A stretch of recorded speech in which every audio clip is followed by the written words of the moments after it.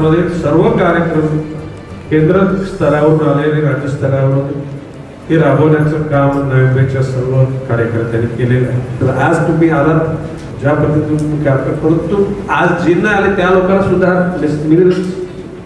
आणि ज्या ज्या लोकांनी आपल्या आव्हानानुसार काम केलं त्या लोकांना सुद्धा हा तुमचं अभिनंदन किंवा धन्यवाद तुम्हाला देण्याची भूमिका घेतलेली आहे पक्षाने. हे पण तुम्ही कळवण्याचं काम तुम्ही करावं अशी नम्र विनंती करतो.